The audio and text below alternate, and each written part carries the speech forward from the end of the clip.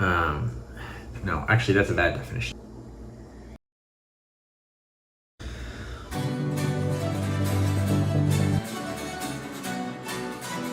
This is our first lesson on the bureaucracy. You might ask, what is the bureaucracy? Bureaucracy is just sort of like the offices and systems of the organization that a large agency or organization uses to run. So if you go to McDonald's corporate headquarters, there will be a large corporate bureaucracy there. If you go to the DMV, that is a bureaucracy. If you go to the IRS, that is a large government bureaucracy. The term kind of technically means a system in which bureaucrats, or people who are appointed for merit, neutral technical experts, make decisions rather than elected representatives. But in practice, it just means a large organization and the way that large organization actually runs. The history of the bureaucracy in the US is as interesting and as strange as the history of the presidency or the courts or the Congress. It is sometimes referred to as the fourth branch of government. This is the groups of people who actually run the agencies and the government, the bureaucracy. They're sort of, in a way, like this fourth branch. We're going to go through a brief history of the bureaucracy. In 1788 to 1796, George Washington appoints most positions just on the basis of merit. Merit just means the person who is most qualified for the job or has previous experience gets the job. By the 1820s, this system has changed. A guy named Andrew Jackson is president, and he is using the spoils system and patronage to give out fancy bureaucratic jobs that often have a pretty good salary to the people who have supported him during his election. This is the spoils system. It comes from the phrase, to the victor go the spoils. Basically, if you support someone in an election and they win, you can expect to be rewarded with a nice job. That is the spoils system, also called the patronage system. Political patronage is the term. Now, this goes great for a while, this corrupt system in which you just kind of give jobs out to people that you just kind of like rather than because they're qualified for it, until about the 1880s. Two things happen that destroy the spoils system. They ruin the party. One is industrialization. When the economy changes toward an industrial economy, it requires large amounts of people, paperwork, and offices to administer these large machines that administer smaller machines that make stuff and that run the economy. So with industrialization comes the growth of bureaucracies, both in government and outside of government. That's pressure one. Pressure two is in 1881, Charles Guiteau assassinates James A. Garfield. Garfield's the president at the time. It's only the second assassination of a president since Lincoln. It is a moment of great terror and horror. It turns out Guiteau was a disappointed office seeker. He had supported Garfield in an election. He had assumed he would get a fancy bureaucratic job because he thought the spoils system would work for him. Turns out he didn't get that job, and so he reacted, to put it mildly, very badly, and he shot Garfield. And then everyone says, wow, this spoils system thing is way out of control. We've got to fix it. And so their idea to fix it is they say, we're going to pass the Pendleton Act of 1883. So the Pendleton Act says that there are exams for some positions, i.e. you have to take a test and show that you're actually qualified for the position that you want to hold. That determines who gets the job. No more spoils, no more giving the job to your cousin. The Pendleton Act says you have to take a test. You have to be qualified for your job. That institutes what we today call the merit system. The merit system is what we still basically use today. Now, the federal bureaucracy, in addition to switching over to the merit system, has expanded a couple important times. I'm going to put a graph on the screen for growth of government. So you can see that the couple of important expansions are an expansion around World War I, because it turns out to fight a world war, you need a lot of people in a lot of offices telling everyone where to send the boots, how to manufacture ships, tanks, planes, how to draft people for the military. Wars take a lot of bureaucracy. Modern wars do, at least. And you see after the Great Depression, the New Deal programs lead to a huge expansion in government expenditures, and the outbreak of World War II only accelerates that expansion. That's the huge spike on the graph that you can see. Then you see that things drop after World War II is over in 1945, but they don't drop back to where they were in the 30s. They kind of drop halfway and they kind of stay up. And this is because a lot of FDR's New Deal programs kept going after World War II. We still have Social Security today. That was an FDR program. And you'll notice there's another bump right around the 1960s. This is when LBJ, or Lyndon Baines Johnson, passes what are called the New Deal or the Great Society programs. These are things like the modern welfare programs that we know today, mostly passed in the 1960s. They were reformed in the 1990s by Clinton to often make it harder to achieve benefits, but they increase the size of the federal bureaucracy by quite a bit. You need people to administer these programs. And you can see kind of the slight increases throughout, but we have basically been at that level since. If the graph extended further, if it went on to, say, the 2020s, we would see a decent bump in 2009 when Obamacare is passed. Obamacare is a decent expansion of government size. That is a brief history of bureaucracy. Again, you have this move from a meritocracy to the spoil system to a meritocracy to arguably, with the rise of President Trump, back to some version of the spoil system. Trump is kind of using a hybrid system, as to be fair, a lot of modern presidents have, where people must kind of be qualified for the job, yes, but they should also agree with your party ideologically. And this isn't really in the textbook, but I would say the modern system is more like a hybrid between like merit and ideological fit. Does this person agree with me in a partisan way? Plus, are they qualified for the job? So the merit ideology hybrid system. That if I were writing a textbook, that's what it would say. But I'm not.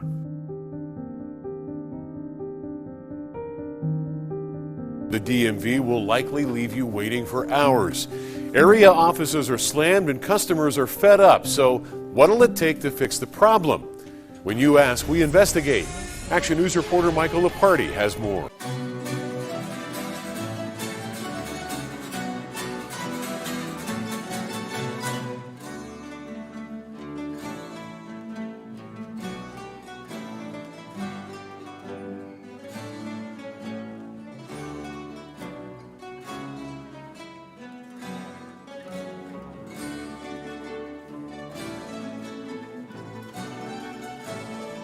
Wilson wrote a famous book called Bureaucracy, 1989.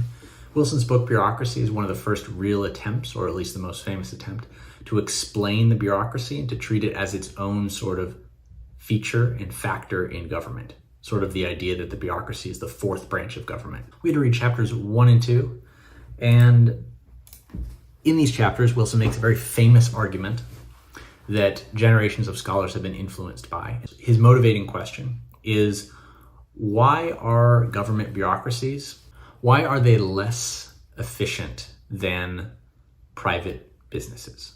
If you go to the DMV to get your license renewed, often there will be a line out the door and it will take you 3 hours to complete a simple transaction. If you go to McDonald's to buy a hamburger, things move quickly, even if it's crowded, everyone is moderately polite to you, you get what you paid for, and you get out. It's quite efficient, whereas the DMV is extremely not efficient. So this is sometimes glossed as, oh, government is just inherently inefficient because there's no profit motive, and government will always waste money and always waste time. But Wilson says we should think about this a bit more carefully because I don't think it's quite that simple. He says that there's important differences between governments and private businesses, and those differences are actually a good thing for governments. They're not just these weird inefficiencies that we should root out like there's some kind of blood disease. He says there are, for example, 3 main constraints on government bureaucracies that don't exist for private companies. The first constraint he points out is that government agencies cannot retain the earnings of the organization. So there's no profit maximization incentive. So, this is the DMV, when they charge you $20 to renew your license or $40 or whatever they charge, they don't get to keep that money and use it to improve the operations of the DMV or raise salaries for their frontline workers. That does happen at places like McDonald's and Amazon. And so there is a profit maximization incentive at play. It's not at play for government. But you wouldn't necessarily want a profit maximization incentive for government because anytime a government organization takes money, either through taxes or through fees, it's extracting money from citizens, from immigrants, and from the economy at large. You don't actually want the government to run a surplus year over year over year, because that's just a way of saying that the government is piling up enormous amounts of cash in the treasury that should probably be circulating among the citizens. So you don't actually want a profit maximization incentive for government bureaucracies. You don't want the DMV to try to turn a profit on you. I think we understand this intuitively. You can understand how high the fees would be if the DMV were trying to turn a profit. 2, government agencies cannot allocate the factors of production in accordance with the organization's administrators. So this just means they can't move people and equipment to where it is most needed. If you have a surge in demand, or if you want to cut back in an area, you are often constrained by the contracts that you have signed and by the laws that say who you are bound to serve if you are a public agency. That is not true for a private corporation. McDonald's does not have to serve everyone on earth. They do not have to serve every citizen. They can close a location if it's not doing very well. They can expand a location that is doing well. The DMV and other government services are constrained. They are actually bound by law to serve everyone. You can't turn people away at the DMV. You can't turn people away for your government service. You have to try to serve everyone. The Postal Service has to open up post office branches in neighborhoods that are not moneymakers for it, just as it has to open up branches in rich neighborhoods, because the mission of the Postal Service is to provide everyone in the United States with mail delivery. It's not to serve everyone a hamburger or to maximize their profit.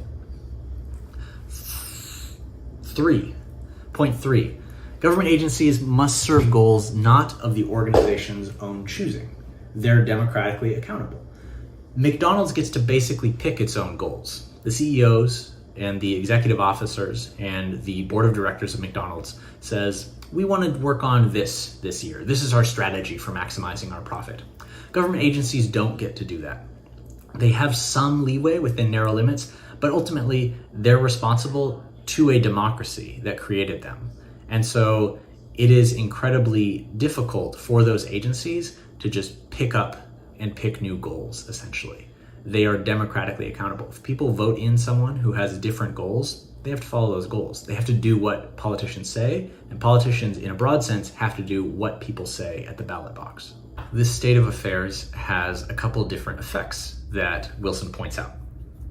The first is that managers in government bureaucracies worry more about constraints than they do about tasks, which means they worry more about processes being properly followed than they do about outcomes. They're not just about the bottom line, they're about actually following what the rules say to do at every step. They are much more constrained in that respect than are private companies. Second effect is that the constraints on an agency enhance the power of potential interveners in the agency. So that means that people who might want to change how a government agency runs are enhanced by the fact that it has constraints on that agency, that agency is constrained, so that if people say, I think the DMV should actually function this other way, and you're in government, you have potentially more power to intervene in how that agency functions. The third point, this point is very important. Equity is more important than efficiency in many government agencies. Equity is not a goal of McDonald's. Efficiency is a goal of McDonald's. But when it comes to government services, say providing WIC or SNAP or postal delivery, equity is very important. And equity is just fairness in the delivery of services. You have to actually give the mail to everyone who wants it. You don't have premium subscribers to the US Postal Service. You just have people who have an address and who are entitled to receive mail at that address just because they live here, just because someone has sent something to them. So that means that things can become less efficient because you're trying to serve everyone. You can't jettison some proportion of your customers and say, well, we're just not going to appeal to that demographic because it's inefficient. You have to actually serve everyone. And that is an equity goal rather than an efficiency goal. In general, the existence of constraints on resources and different goals means that managers in government agencies are more risk averse than in private corporations. They're more risk averse. That means they're less likely to take gambles on things. They're less likely to go for a goal they're unsure about that might have a big backlash. And then the final point that Wilson makes is that public agencies, these bureaucracies, have more managers than private ones performing similar tasks. Today's reading, pretty straightforward, pretty direct. I know that was a little dense, but those are the main points of it. See you very soon.